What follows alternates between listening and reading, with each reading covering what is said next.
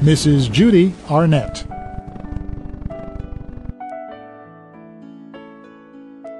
Judy Arnet grew up in the small town of Leesburg, Missouri.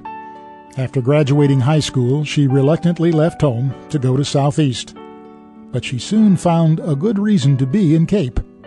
Her future husband. Toward the end of the semester, second semester, there was a all-college dance over in the old Memorial Union, and my roommate and friends from the dorm just had to talk me into going. I don't want to go. I'm not going with anybody, and I really just don't want to go. But they insisted, no, you've got to stay out. You got to go. This is a big deal.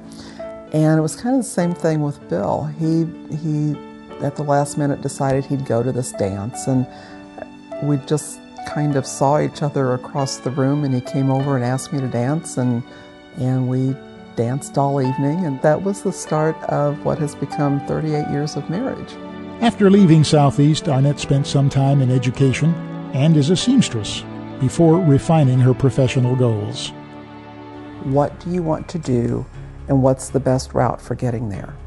My goal was to teach, but I wanted to counsel people about nutrition. And I wanted to help people eat healthier and try to eliminate or at least control some of those chronic diseases that are related to food and nutrition. Arnet's time in the classroom has been the most rewarding part of her career. I just get goosebumps sometimes when, out of the blue, I'll get a phone call or run into a former student and they'll say, do you remember when I was a student at Boone, or do you remember when I was in your dietary manager's class? This is what I've done since then, and I really appreciate the time that you spent with me. That can't be replaced by any kind of award or accolade or anything else. That's just the most touching thing that can happen. Her passion and love of dietetics elevated her to the presidency of the Missouri Dietetic Association, and eventually led to one of the greatest honors a dietitian can receive.